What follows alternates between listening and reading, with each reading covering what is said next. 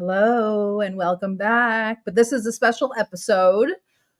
Today we will be joined by a special guest. But first, I want to thank, because I was cut off mistakenly in miscommunication, I want to thank all the super chats from last week, Mohammed and especially Sammy, for your generosity. And welcome to Lone Wolf, a new subscriber to our YouTube community. I'm so glad you guys love the intro. We refuse to change it, A, because it took so much work, and B, because it's just too good. So I'm glad that you guys are still enjoying it. Once again, I'm asking you to read this book, End Times.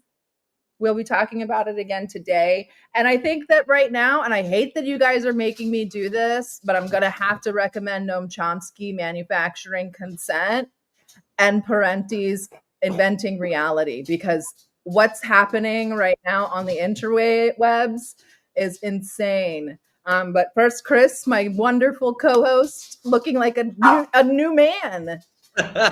Welcome. How are you? I'm good. How are you doing? How's everybody tonight? I'm good. I'm really excited for this stream. I haven't gotten to talk to Daniel in a long time, and I'm super interested in what he has to say about what's happening in the United States. And I think we have him here. So Daniel McAdams, welcome. He is the executive director of the Ron Paul Institute for Peace and Prosperity, a longtime libertarian voice and friend of the channel. Started off as foreign affairs advisor to Ron Paul, rock star Ron Paul. He's also a co-host of the Ron Paul Liberty Report podcast and a contributor of the Mises Institute. Daniel, how are you? It's really good to see you again.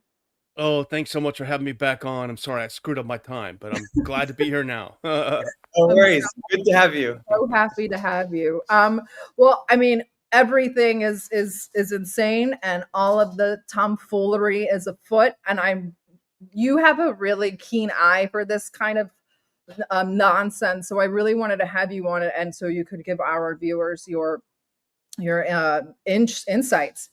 So I guess we'll just jump right into it. So with obviously the assassination of Charlie Kirk, the ongoing echoes of the attempts on President Trump last year, how do you see the surge in political violence reshaping American social fabric, and what role do you think libertarian policies or ideologies can contribute? Contribute in a good way or a bad way? Yes, to de-escalate the situation. Well, I think that there is something very dark happening in the country right now. The hatred is spilling over, and it's sort of cliche to say this. Oh, there's so much anger. I date it back probably to 2020, in the beginning of the COVID era, and I think that was the regardless of what anyone feels about the virus, that was the beginning of the state wrapping its tentacles around a population worldwide, and letting you know that it wasn't the shake of a warm, friendly hand, but rather something different. And I think that set tempers to blaze. And then you had, of course, the election of 2020, which a lot of people think wasn't a fair election, and I think in many ways there's probably a lot to that. And then you had the spillover of January 6th, which, of course, the supporters of Biden wanted to make it look like the worst insurrection in history. The pro-Trump people wanted to make it look like a harmless protest. The reality, it was somewhere in between, probably closer to the harmless protest. But there are also a lot of BS going on, as we know now, around that whole thing. Were they let in? Were they allowed to do stuff? What was the role of Pelosi and others? So I think you had this anger building, and then you had through the 4 years of the Biden administration, you had an increasing anger. You had a president who wasn't capable of running the country, and then the country, particularly its foreign policy, was led by people who had their roots in the Obama era, and they were responsible for all of the terrible foreign policy in the Obama era, the overthrow and murder of Gaddafi, the destruction of Syria, the coddling of actual Al-Qaeda to do its bidding in the region, the murdering of American citizens overseas, which Obama was good at, did it a few times. And I think you had all these people in charge, and they were left to do their own devices, and that's what they did. They went back to Ukraine, and they also went back to the Middle East, where a lot of their hearts are. And you just had this building up of anger and frustration. And now with the assassination of Kirk, of Charlie Kirk, all of this is spilling out into the open and in the most insane way you can imagine. I guess we can get into it later, the rise of the woke right, which I'm always pilloried when I mention that. But that's what's happened. It's the same people that, it's the same behavior that was rightly criticized when the left was doing it, now being not only utilized by the right, but weaponized by the right in a way that I think is much more damaging. So I'm sorry that's a very long introduction to where we are, but I was just chatting with a Dutch friend of mine a little while ago, and he's looking at America from afar, and he also was saying there's something very terrifying about what's happening in the U.S., and he likens it to the people around a certain Austrian painter Okay. when he first seized power, the destruction of the SA, the people closest to him. And the same was true, of course, with Lenin. When he took power, the murder of the closest people to him. You kill the people closest to you first, and then you have concentric circles outward. I don't know if that's happening, but it certainly feels that way to a degree. Interesting. I'm glad you said that because we're gonna get into that more. Again, guys, don't shoot the messenger. But Peter Turchin, I'm gonna bring it up again. I don't know if you know of him. I'm sure you do, Daniel. But he shows that America's current assassination rate has exceeded the 1960s peak and is now approaching Civil War levels. Wow. His theories state that assassinations and terrorism are canaries in the coal mine, and he warns of an impending societal and structural breakdown, which is contributed to by the elite overproduction, the mass precarity, and what he calls the rise of moralistic punishers, who are people who lash out at a system they believe is fundamentally unjust. What do you make of the surge in assassinations and us approaching this level? I didn't realize that. If that's true, it's pretty heavy duty. But it goes across. I mean, these things don't happen in a vacuum. You have an economic system that really is in full out collapse. We haven't noticed it yet, but it's just like when the Soviet Union collapsed. It starts out slowly and then very quickly, and I think that's what we're seeing. We're going to see where the Fed is desperate now to heed the decree of King Donald, and they've gone down, I think, 25 basis points today. Some wanted to go down 50. They're going to find out that they can't alter inflation rates to get us out of this mess of $37 trillion in debt, a 1.5 or more trillion-dollar military budget every year, and taking care of people at home. It's imploding. And I think with that implosion is going to come even more societal breaches, and as we've seen, and more violence, which is what we're seeing. You've often highlighted, Daniel, how U.S. foreign policy blowback contributes to domestic divisions. I think that's very pertinent today, and I think that's very important to understand. In light of the Kirk killing and the violence we've seen over the past few years and the rising extremist activity, is there a direct link in your mind between America's endless wars abroad and the quote-unquote long, dark history of violence at home? And I've mentioned this before, but I think it's worth repeating, that this is very much akin to Italy's years of lead, Gladio, the strategy of tension, and so much more that we've seen in the CIA's playbook in the Cold War period. I've told this story before, but I was I was working in out of Budapest in the 90s as an election and human rights monitor, and we were in a very unique position because we were on the ground for what I consider the very early color revolutions. They weren't called color revolutions at the time. I don't think that happened until even after Serbia in '99. They didn't acquire a color code. Maybe it was the Orange Yeah, Revolution was the it was first. Serbia. Uh, Serbia is the first one. but these were Full the prototypes. Yeah, exactly. These were the prototypes of what was going to happen, and it was done according to according to very well thought out psychological processes developed by the military, probably from the 50s on, and it was put into play, and we saw it play out over and over again. I was in the middle of Albania in '96 when the U.S. decided to turn its back on Sali Berisha for for interesting reasons, for him not cooperating with the U.S. sponsored war in Yugoslavia. Um, uh, and then we saw it in places like Slovakia, where Mečiar refused to sell the VSZ steel a company in Košice to an American firm at fire sale prices, and that was his ouster. And you saw it elsewhere, certainly in Montenegro. I think it was '98, where you had to have Djukanovic, the young thrusting reformer, who just happened to be a smuggler and human trafficker with ties to Al Qaeda. You just had to have him in because you couldn't dare elect the old polyester wearing Bulatovich, right, who wore old brown suits and talked about, his economic policy was on par with someone like a Lukashenko in Belarus. We don't want to destroy the economy and let people starve. We want a slow progress toward a closer to a market economy. And so he had to go because he wasn't willing to sell out his country. So I don't want to overtalk on this, but I mean, these were the kernels of what later became the application of violence became very important after that. And we saw that in Serbia. We certainly saw it at the Maidan in 2014. Violence became absolutely key to these events that started out relatively peaceful. But one of the things that we thought from the very beginning was this demon that we're unleashing overseas in the pursuit of a very specialized, special interest part of American foreign policy will be unleashed on our shores. This is a genie that's going to get out of the bottle and you can't put it back in.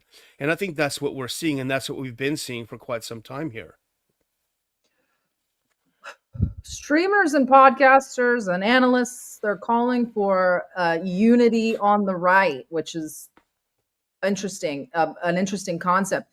What does right-wing unity look like to you, and what are they going to unite under? And do you think there's an attempt to weaponize this moment?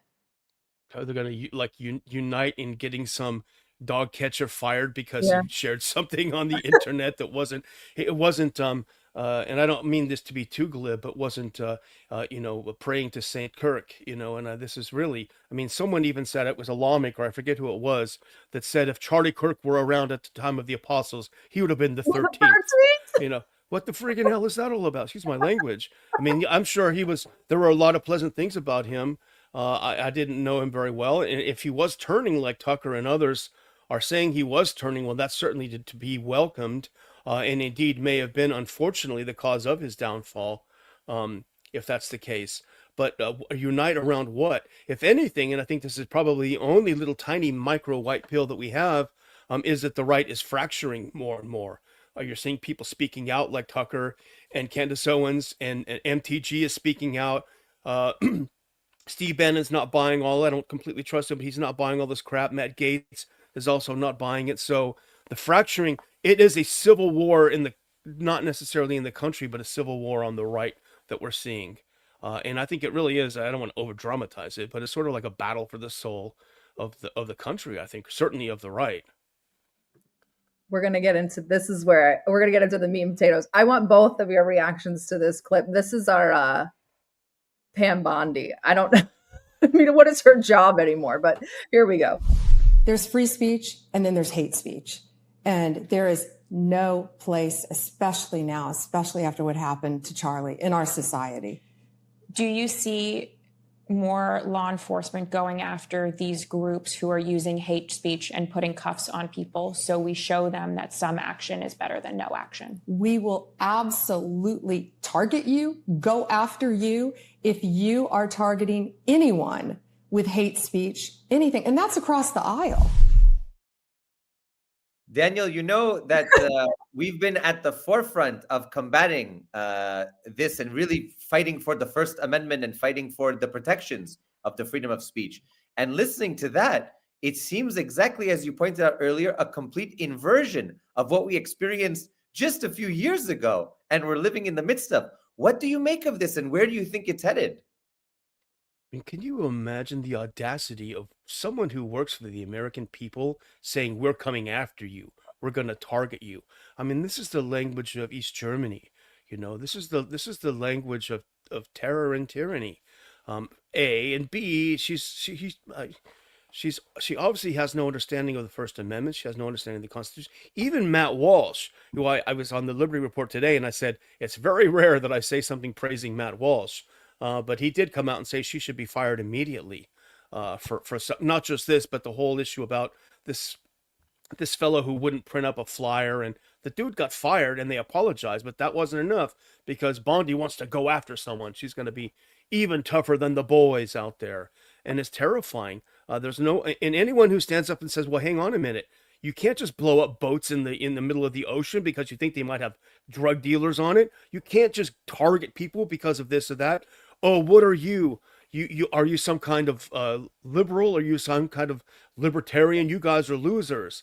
And this is the. I mean, it reminds me of actually the tone immediately after 9/11. That's how it was.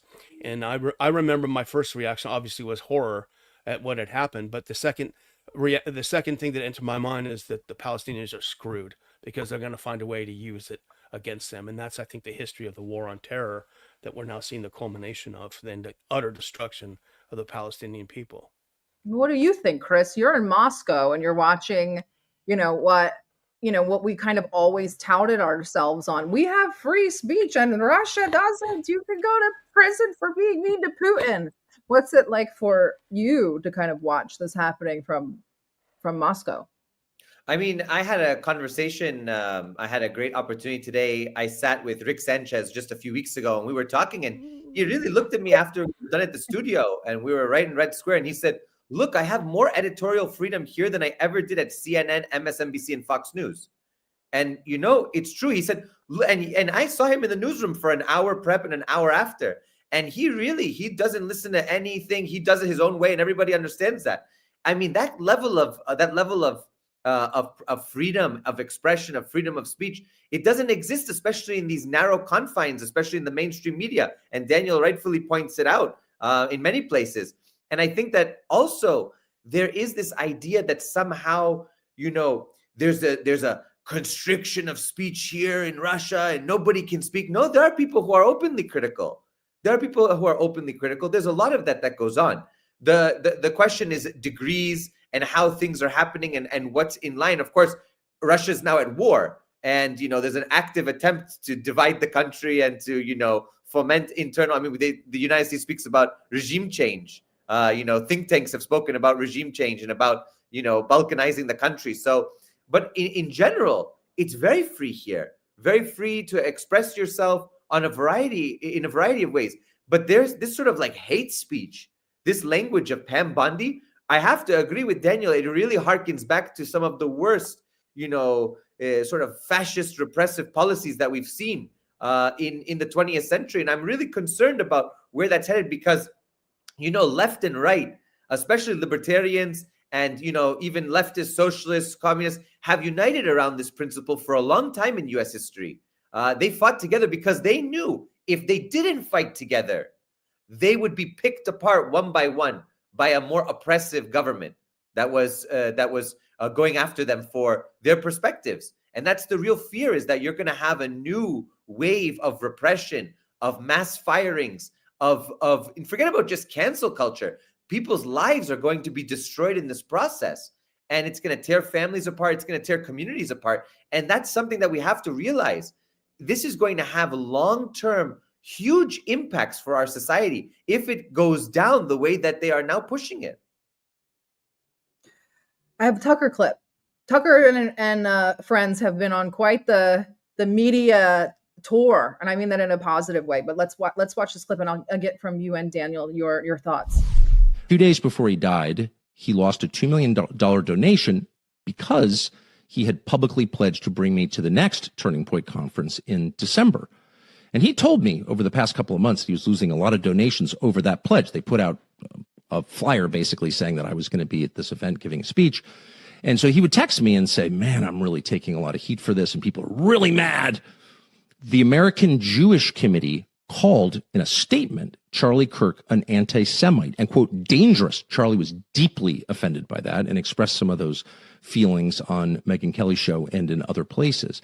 But that did not let up. There was a huge effort by people, some of whom I know and have helped, and like Seth Dillon of the Babylon Bee, for example, someone who had his own problems with free speech, who was famously canceled.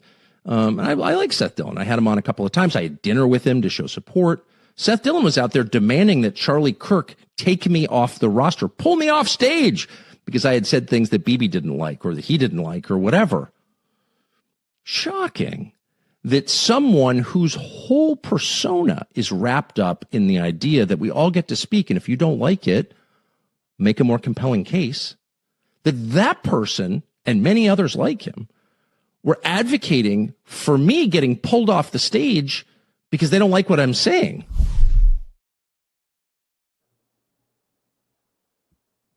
Unbelievable. So we have confirmation from Tucker Carlson, I guess everybody's up to who they want to believe at this point, that Charlie Kirk lost $2 million donation just for inviting him to speak.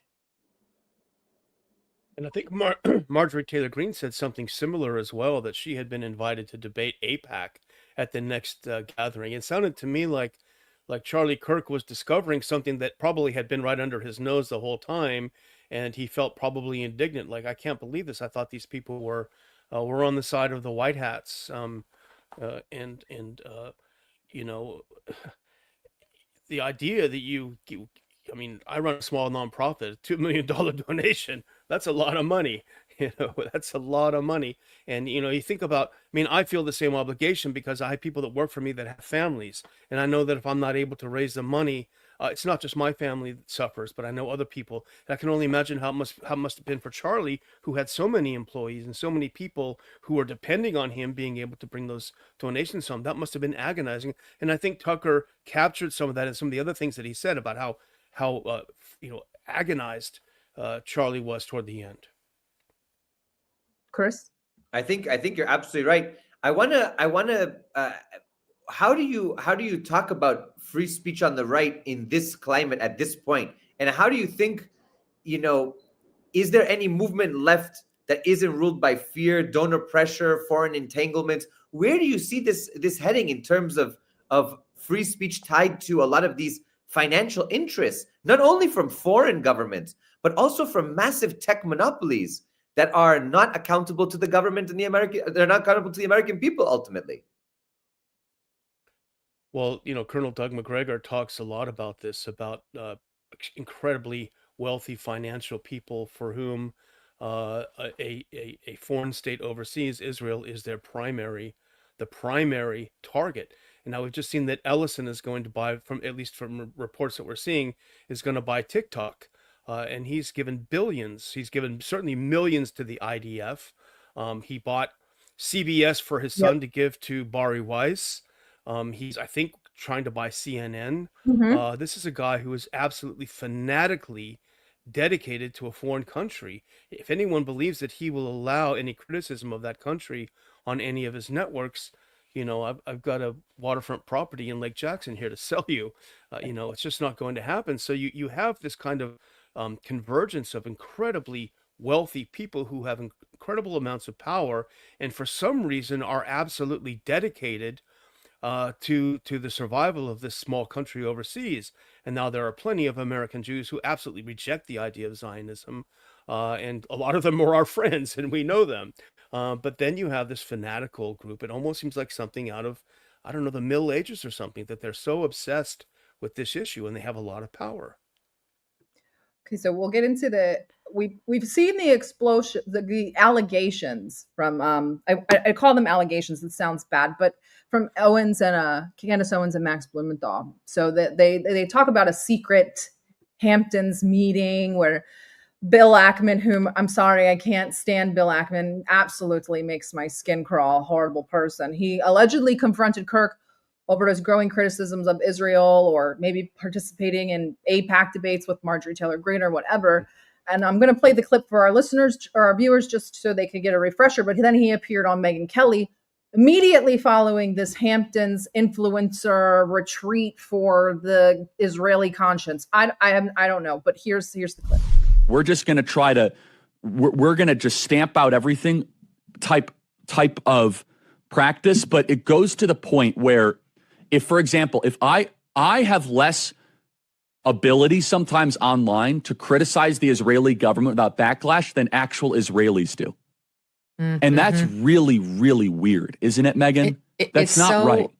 Wrong-headed. I'll tell you this, for me, so I got some blowback after saying Mossad possibilities with Epstein, a comment behind which I stand.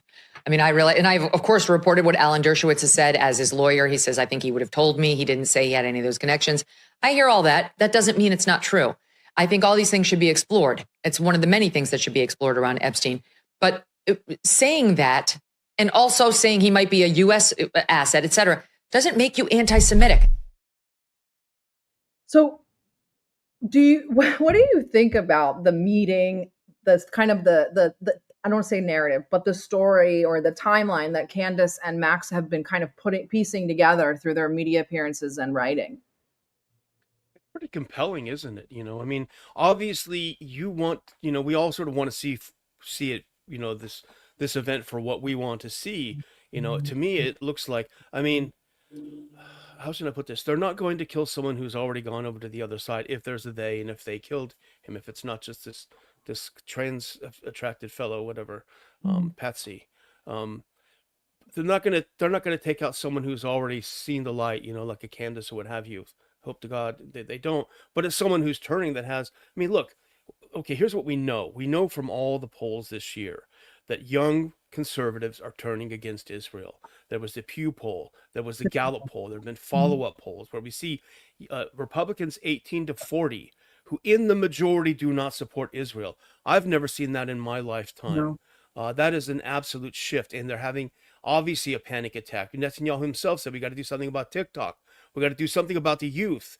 And he wasn't talking about, selling them a better product, a kinder, gentler Israel. He was talking about pounding them in the head until they start seeing the light, or simply just banning all of their outlets.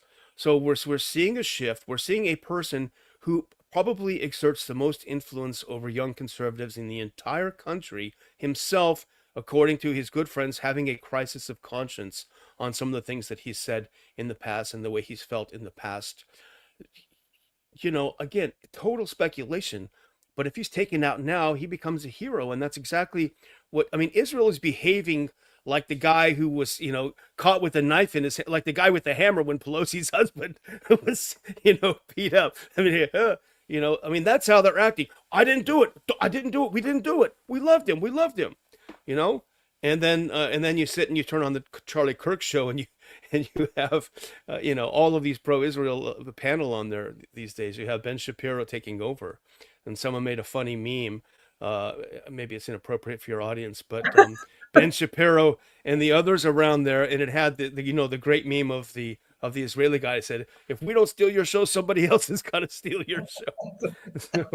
I saw that. Yeah, it was great. It was great. Amazing. So, you piece it together and it makes sense. But again, it could be confirmation bias. Who knows? I don't know. That's also true. Well, you've been in the political, those sort of circles, that sort of spheres for decades. Is this unprecedented? Is this kind of like, are you used to hearing about these dark meetings and moneyed pressure and stuff like that, or is this like on hyper overdrive? Yeah. I know about these meetings. I was I don't want to be too specific, but I had a fellowship with an organization that was definitely very strongly in the pro-Israel camp, and it was understood that you would be that way. And certainly on Capitol Hill, if you were in an office that wasn't considered to be completely 100% loyal, then you were ostracized, and that's how we were at Ron Paul's office. We weren't hostile. In fact, to my shame, I refused to meet with what's her name, Rachel, the gal that got destroyed by the bulldozer.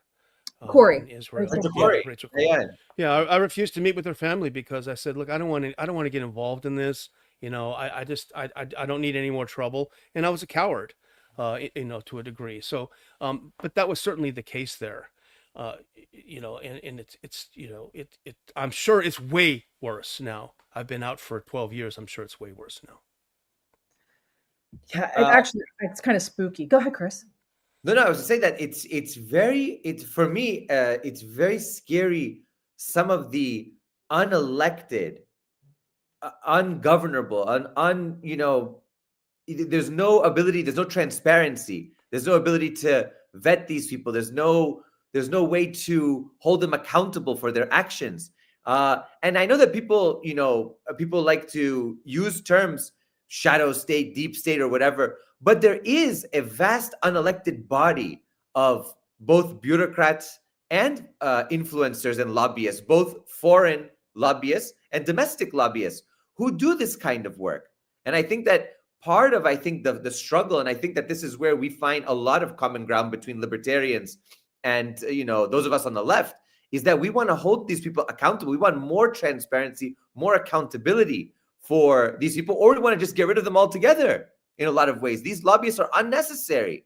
They're completely stealing and really hijacking the democratic ways of governance that we're supposed to have outlined in the Constitution. What do you make of that?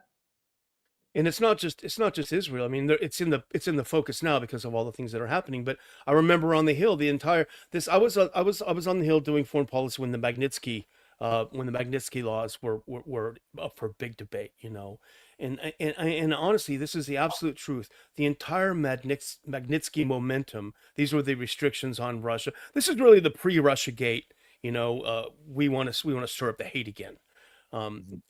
It was driven by one civil servant in one extremely obscure government bureau, and I don't want to name names for obvious reasons, but this single person, it was singular in this person's mind to push Magnitsky, and he could not be stopped. And so if you have just a couple of people that are like that I mean, Lenin understood that very, very well. You want to have the dedicated minority. You don't want to have the majority. He was brilliant in that, and that's exactly what you have in DC, and that's how things get done. Well, Max Blumenthal has been on a media blitz, thankfully. I've been appreciative of it. But he was on InfoWars yesterday. He said a lot about the government in addition to the Charlie Kirk analysis. But leading into this clip I'm going to show, he mentioned the assassination of Yitzhak Rabin, which was obviously attributed to, probably rightfully so, to Netanyahu. But he had a lot more to say, too. So this is a merciless character who's carrying out assassinations across the region, including inside a U.S. ally. And going back to what I was telling you before the break, John Ratcliffe, when he was isolated with Donald Trump to basically feed Donald Trump Mossad talking points, including about phony, fabricated WMD propaganda about the Houthis about to get a nuclear weapon from Iran if he didn't strike. He was isolated by Susie Wiles, the chief of staff. And who is Susie Wiles? Subsequent to my report at the Gray Zone citing a inside White House source, a Trump official, we learned that Susie Wiles had actually went to Israel to work for Benjamin Netanyahu on his 2020 re-election campaign. How crazy is that? America first, and your chief of staff literally worked for a foreign leader? What's going on here? I mean, that's what we're unmasking, is the biggest foreign influence infiltration operation in American history that is basically taking control of an administration that says it's America first and is taking us to a very dangerous place. And everybody's concerned about it, including on the left, on the right, and we're also concerned about where we're being taken in this country with the violence, with the social unrest. We're all being pitted against each other by murky forces. It seems like whatever happened here, the killer's identity and politics has already been determined. I want to focus on where he says how infiltrated we are. So the chief of staff of our American administration was working for Netanyahu, and the CIA is taking intel orders from Mossad. This is worse than anything that we were told that it was going to be. I mean, this is just, it's unbelievable. We knew about Susie Wiles' connections to Netanyahu, but I don't know. What are your thoughts? I mean, in a way, this is worse than Biden. Biden, he could be manipulated because for certain reasons he was kind of an empty vessel. But Trump is an even better candidate because he's profoundly incurious about anything. We know that he repeats the last thing he's heard. He doesn't seem to understand basic concepts. He simply repeats what he's been told. So if you are someone who has a very strong interest, special interest, you get him isolated. And we know very well that Radcliffe has been in his entire career an absolutely fanatical Christian Zionist. He ascribes he subscribes to to an end times philosophy that many people find extremely, extremely extreme. So he gets Trump isolated and starts feeding him stuff that's totally crazy. And you have Trump openly contradicting Tulsi Gabbard, who was going with the intelligence community line that has been that has been the line since 2006, I think it is, maybe 03 even. And all of a sudden here comes Radcliffe saying, no, we've got new info. That's not true at all. Well, Max is right. That info came straight from the Mossad, and it was fed to him by Radcliffe. So that talk about foreign influence at the very, very highest level. I gotta ask you, Daniel, in your opinion, is this the most deeply foreign influence administration that you've seen and we've seen in modern U.S. history? Absolutely. I mean, every single figure in the Trump administration. I mean, not the top tier, not cabinet level, but second, third, fourth, and fifth tier. Look what they did in the Pentagon a few months ago when they cleared out, I think there was 3 aides at 3 or 4 tiers down. Was it Dan Caldwell, I think, was one of them. And these were not radical libertarian peaceniks. These were guys who were basically realists saying, hey, maybe a war with Iran is not a great idea right now. They were kicked out. And so this has penetrated all the way down, but I don't think it happened overnight. I think we've seen this. This has been happening administration after administration. This infiltration of our foreign policy and even now our domestic policy, because we are becoming there's an Israelification of our domestic policy as well. We're going to get into Kash Patel. He's been strutting his stuff on the floor of Congress. It's abysmal, but this is my favorite part. Remembering your oath to tell the truth, did you ever tell Donald Trump his name is in the files? I have never spoken to President Trump about the Epstein files. Did you ever tell the Attorney General that Donald Trump's name is in the Epstein files? The Attorney General and I have had numerous discussions about the entirety of the Epstein files and the reviews conducted by our team. Did you tell the Attorney General that Donald Trump's name is in the Epstein files? And we have released where President Trump's name is in the Epstein files. It's a simple question. Did you tell the Attorney General that the President's name is in the Epstein files? During many conversations that the Attorney General and I have had on the matter of Epstein, we have reviewed. The question is simple. Who did you tell the Attorney General that Donald Trump's name is in theEpstein files? Yes or no? Why don't you try spelling it out? Yes or no, Director? Use the alphabet. Yes or no? No, A, B, C, Director, D, E, F. it sounds like you don't want to tell us. Did you tell the Attorney General that Donald Trump's name was in the Epstein files? Why don't you try serving your constituency by focusing on reducing violent crime in this country and the number of pedophiles that are illegally harbored in your sanctuary cities in California? I'll work with you on that. Regular order, Mr. Chairman. Director, I belong to the gentleman from California. Did you tell the Attorney General that Donald Trump's name is in the Epstein files? The question has been asked and answered. You've not answered it, and we will take your evasiveness as a consciousness of guilt. Kash Patel is so trash. He's going to have me liking Eric Swalwell. Like, what are we doing? That's what I was thinking. I need a shower. Whoa. Yeah. Like, you've never spoken to Trump about the Epstein files? And I thought there was no such thing as the Epstein files, though. What were they talking about? If they don't exist, then what the hell were they talking about? What files? That's what he should have said, maybe. The only thing I will say in Patel's defense is I do love seeing when a witness refuses to be bullied by a grandstanding member.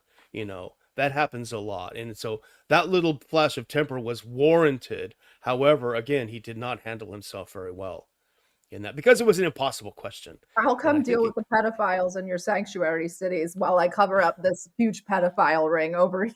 Yeah. They're all crazy. Yeah. Go ahead, Chris. Never mind just domestic pedophile ring, an international one, taking Israelis, Brits, Saudis, you name it. They were all involved. It's crazy. It's crazy. Daniel, I want to get your thoughts on Kash Patel's overall handling of the FBI, the assassination of Charlie Kirk, and what's ongoing so far, and also the Epstein case, which is still the elephant in the room for many Americans. Yeah, and the Americans miss the main point, because they get sucked into the salaciousness, the pedophilia and all this, which is obviously horrible. But that's not the point. The point is the blackmail side of it. We talked a couple of minutes ago about how deeply penetrated our foreign policy is. Well, maybe this was a tool to enable that to happen over the last decade or so, And so that part, the Republicans don't want to think about that part. They only want to obsess about the salaciousness, and I get it. Okay. But let's get beyond that and see what it's really about, the theft of our country. And that's what it's about. But the Kash Patel thing with this assassination was bizarre. And he's been lampooned so much on X, it's hilarious. I think maybe it was even the Babylon Bee that said, frustrated, what was it that they're asking, he's asking the shooter's parents to help solve other crimes, because he jumps out in front and says how great the agency is and how great all the law enforcement is. The dude gave himself up. You didn't do anything. What did You you didn't catch him. What did both of you make? I went viral yesterday. Thanks, Matt Walsh. But That was crazy. I saw he reposted you. You're in danger. You're going mainstream on us, Sarah. You're going mainstream. why do you do that? Anyway, what did you think about that text message exchange? That was my knee-jerk reaction. So I saw it, I read it, and then I read it out loud, and then I was like, who talks like this? Especially a Zoomer. I haphazardly underlined some stuff and posted it. But what did you guys think about that exchange? Chat GPT, write me a text exchange where every single aspect of the crime is spelled out perfectly, including the wrapping of the gun in a towel. I mean, they're getting lazy at the FBI. They're not even writing it out themselves. I thought it was absurd when I first read it, and I thought, wow, this is crazy. Well, Chris, you talk to a lot of Zoomers. Do you think Zoomers wrote those texts? Absolutely not. I don't even write that way, even to my loved ones. You think my love. Oh yeah, like sweetie, honey, blah blah blah. I don't know. Like this is just not a normal way. Like it's so robotic. It's so formalistic. And of course, Daniel's right. It gives away every detail that's necessary for a court of law to bring about charges and to start moving this case forward. My love, I'm so sorry. I don't want you involved, and I don't want you to incriminate you, but I'm going to tell you every detail about this case and my escape, my love. Can I be honest? One thing that really stuck out to me, and I don't know if it stuck out to you all, but I'm sure you were able to kind of think about it, popped in your mind. 1 week to plan. This yes. Daniel, let's hear this out. You had 1 week to plan a complex operation, an assassination of a public figure, of a public intellectual in a university campus with a rifle, with a plan, understanding. First and foremost, how do you have access to the information about where to go? How did you have access to the rooftop? I mean, I've been to many universities. I have multiple degrees. I don't have access to the rooftop of these facilities. You need card access. There's a whole bunch of things. You need to have keys. I mean, maybe if he was working as a part-time janitor, I could understand that, but we have no evidence of that at this point. How did you plan this entire thing in 1 week from start to finish, properly execute? What do you think, Daniel? That stuck out at me as well. And I think he lived 5 hours away. Yeah, so it's not like he's hanging out on campus. There would be something. Now, we know that he liked camping. He kind of liked the outdoors and all this stuff. But there would have to be something extraordinary in his background. In my opinion, my amateur opinion, there would have to be something extraordinary that would convince you that, as you say, in 1 week, you'd seem like, SEAL Team 6 would need 6 weeks at least to, this guy, maybe this guy's the guy who blew up the Nord Stream 2. I mean, he may just train for a week in scuba diving and there you go. Well, I got to ask you both. All of this insanity, the lists, the losing of the jobs, the attacking one another, who benefits? Daniel, what do you think? I'm trying to think you guys say it. This is for the viewers, not for me. I know the answer. I think that's exactly what anything to take the attention off of the things that Max is saying and the things that Tucker is saying, that there's a lot of weird stuff here. if I could step back just one step, and I'll try to be really brief on this, but Oh, I think the bigger picture and the bigger problem, and this is a longer term problem, and my friend Jeff Dice, my former colleague in Ron Paul's office, talks about this more eloquently than I'd be able to. But the problem is that politics is now taking up a much larger portion of our lives, and we care much more about it than we used to. Now, I remember I moved to Hungary right after communism fell, so there was still a very strong sense of what the system was like. And my dear friend who escaped after 1956 to the U.S., he came to visit me once, and his family was evenly divided between those who had joined the party and those who hated the party.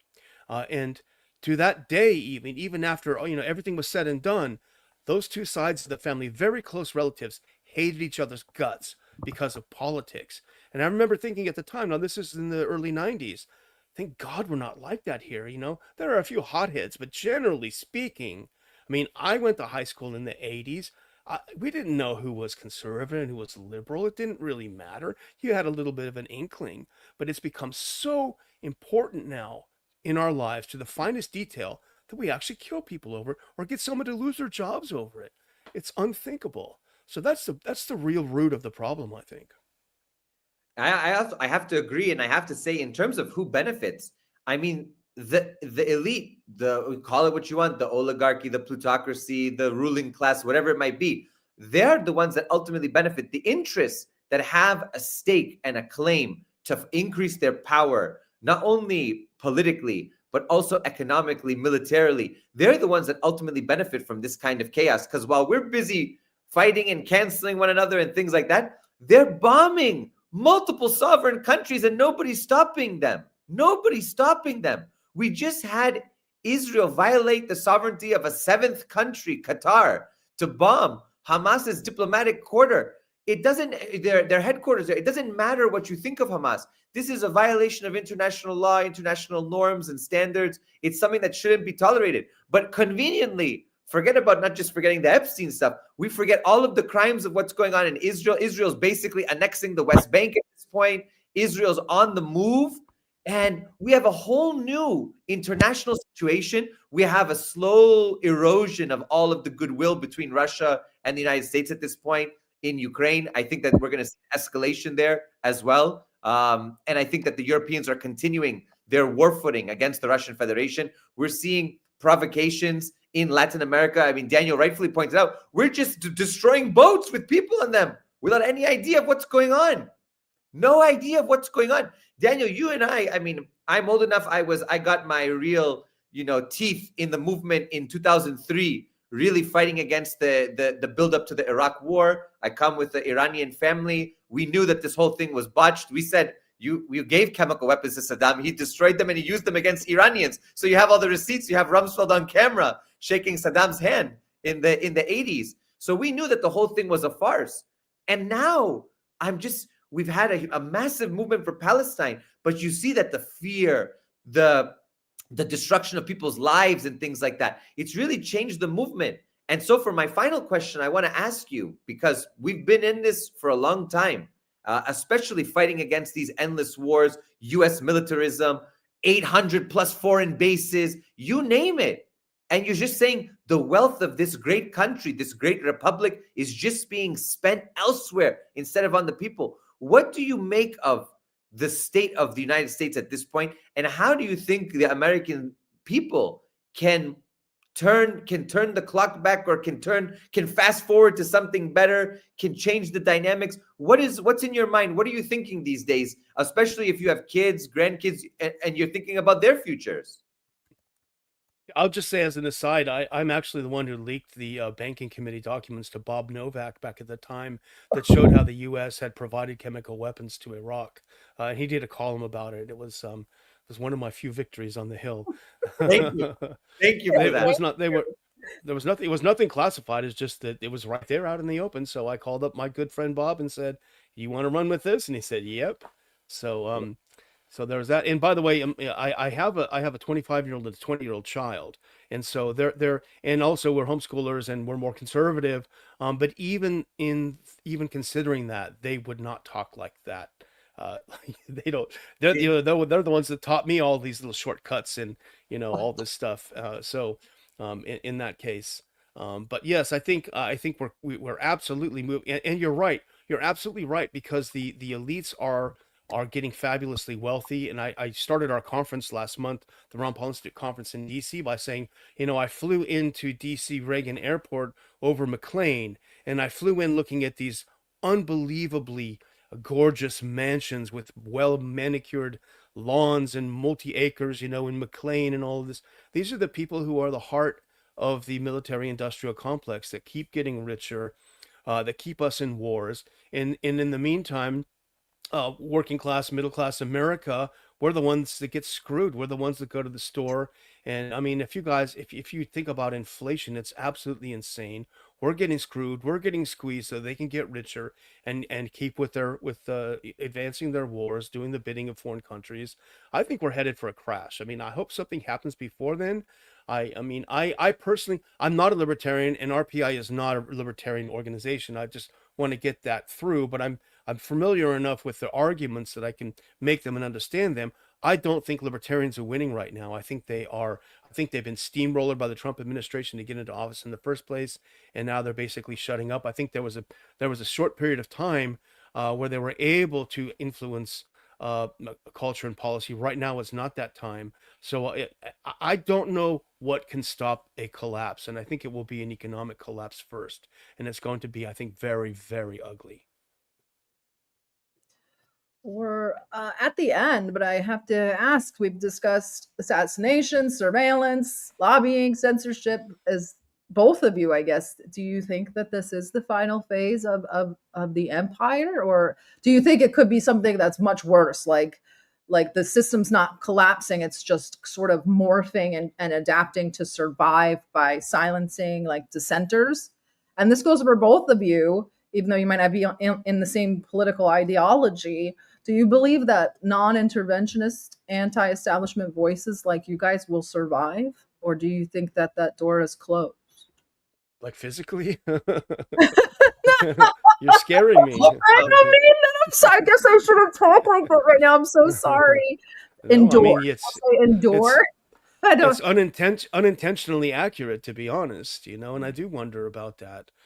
Someone even asked me the other day, and I said, well, thank God I'm not important enough to be a threat to anyone. I'm just someone who talks a lot.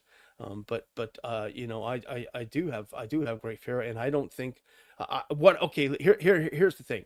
Okay, let's watch if Trump puts the 100% secondary sanctions on India and China. That's when you're going to see the collapse happen, I think. Already, I was reading an article in Zero Hedge this morning about how coffee is through the roof. It's through the roof. And it talked about, we had some bad climate issues and bullshit. You know what I'm saying? It's the freaking tariffs. 50% tariffs on Brazil. That's why the coffee's expensive. And it's going to get worse if he keeps doing this. And that'll be the collapse. That'll bring it on, I think. Daniel, I have to agree with you. I mean, we're not only looking at the tariffs and sort of the economic conditions, but we're seeing, this buildup in the Caribbean. We have the United States is dealing with an immigration issue that it's currently dealing. You have an entire debate, the questions about the border. You have National Guard deployed to the border. You have people with like their local militias trying to surveil the border. Can you imagine if you destroy the state of Venezuela? What will happen in Latin America? We're talking about rampant destabilization. Okay, I'm not saying that the US has to agree with the Venezuelan system. They don't have to choose that system if they don't want it. But to go and decapitate, for example, the government of Venezuela, as some are advocating for, to launch strikes against President Maduro, who I just shook the hand of just 2 months ago. It's just insane. It's not sane foreign policy. And it's exactly the problem that brings us back to the crisis that we're in. That we just go without thinking, like a bunch of, Western movies. We're going to go and we're going to shoot first and ask questions later. The problem is that we already know what's going to happen after we shoot. It's not rocket science. It's simple history. We know what's happened. And we know that in Afghanistan, we spent trillions. The Taliban is stronger today than they ever were before. We spent trillions in Iraq. And now you have the government that's there that wants to throw out the US. All of we're not in a good business of state building. We're not in the business of taking over unless we want to be a colonial power again and spend all of our money and resources to rape and pillage these countries and to take them over and to add to our territory. But we're not in that business anymore, at least not to what I think American people want. I think there are some in government who want that and who want to expand and turn Gaza into, the Riviera on the Middle East, on the Eastern Mediterranean there. But I think that this is a huge crisis, and you're absolutely right. It's going to start economically because of the trade war, a lot of the financial issues that are going on. Also, just the systemic issues that have not been resolved, not only with the debt, but there are other bubbles that exist at this point. The housing market, the student loans, you have an enormous amount of debts that need to be serviced outside of even the government debt. Yep. And these are huge major issues that are also in private hands as well. And I think that compounding that, the military situation and the political situation, the geopolitical situation, the development of BRICS, the multipolar world, we really are headed to a very profound crisis where the US ultimately will have to decide, do we want to maintain our hegemonic unipolar status and spend everything and start to throw everything at it? Or will we accept that the reality has changed and we have to figure out a way to be in this new world order and to figure out a way to cooperate with other countries? Those are the only two choices that I can foresee at this point. Or we keep getting people fired for saying bad things about Charlie Kirk. And that's where we're heading. Yeah. Idiocracy is real. It is real. It is. Well, Right. I think that's all we have. Daniel, tell our audience where they can find you, what you're working on, who you're trolling, etc. Oh no. Well, I can't have a sharp tongue on. I mean, I've been radicalized and pissed off by what's happening in Gaza, so I have to admit it. And I've got kids. I can't stand seeing kids getting blown up. It makes me so mad. So I do take it out sometimes on there. But for the Ron Paul Institute, we're ronpaulinstitute.org. I do a live show with Dr. Paul Monday through Thursday at noon Eastern time. We just had our annual DC conference last month. Our conferences are always great because they draw such a wide range of great people. We did actually have Max and his wife Anya speak at our conference this year. We had Jeffrey Sachs speak. We had on the other side, we had Colonel McGregor speak. We had Nassim Nicholas Taleb speak at the event. We had they're just great events for people to get together. And so we do usually 2 or 3 a year. So we love to have people come and show up and meet other people, because that is actually one way. And Chris, you're right. That's one way to defeat them, is we have to get together physically and get to know each other and talk. And that's why I don't want to put at conferences. I don't want to stream them. I want people to be in the room. I want to go analog. I think most of us are heading that way. The more analog, the better at this point. Well, thank you so much, Daniel. It has been a pleasure, and I'm sure we will talk to you again when we lose more of our free speech. Thank you, Daniel. Look forward to it. Take care. Great talking to you guys. You too. Great talking to you. Thank you all for joining us today for our special episode. And thank you so much to our new member, Lone Wolf Survivor. We will keep up the great work. Chris, do you have any final thoughts? Just everyone stay safe. Keep up the good work. Keep up the good work. Keep your minds open. Keep your, I would say pens sharp, but keep your fingers agile over there. This war is not only in the real world, but also in the digital space. So make sure that you're out there as the good partisan that you are, and we'll continue to fight and bring you the latest on all of these pressing issues. Keep an open mind, and let's keep going. That's most important. Keep an open mind. Keep your head on a swivel, and look and ask yourself who benefits from a huge division between the left and the right, or the black and the white. It's the moneyed class. So that's who's pushing these divisions. And everybody stay safe. I will just say, I'd hate to say this, but watch what you say online. It's insane out there. But be careful, stay safe, and we'll see you guys on Sunday.